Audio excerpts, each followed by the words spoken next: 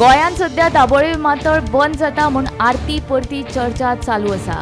एके वटेन मुख्यमंत्री आपल्या भाशणांनी दाबोळे विमानतळ बंद जावचो ना म्हूण आश्वासनां दिता, मात दुसरे वटेन मंत्री रवी नाईक म्हणटा गोंयाक खंय भविष्यान तिसऱ्या विमानतळाची गरज अशें अजापीत करपी विधान रवी करता।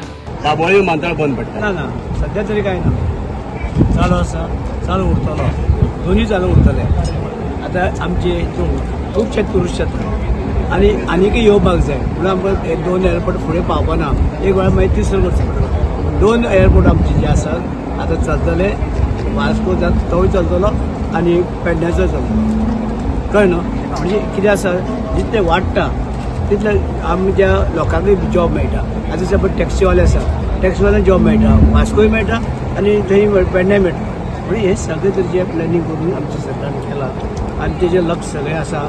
डॉक्टर प्रमोद सावंत ते पळयतात सगळे तरेचे आनी तांकां वेगवेगळे स्किमी दिता आनी तितले थंय हें करपाक तांकां आनी टॅक्सीवाल्यांक कितें तरी बेनिफीट दिवपाचे तेजेर विचार आमचे डॉक्टर प्रमोद सावंत करता। संजय वाली फॅक्टरी सद्या ऊस म्हणून आसा आमचो, ऊस तो पावना आमकां, कित्याक आमची रिकवरी पासून कमी जाता।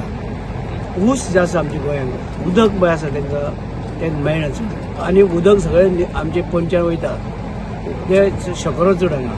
चिकट माती जशी बेळगांव आसा पळय चिकट माती ती ना, कॉटन सॉयल ना, म्हणजे ते ऊस जे आसा ते बारीक जाता।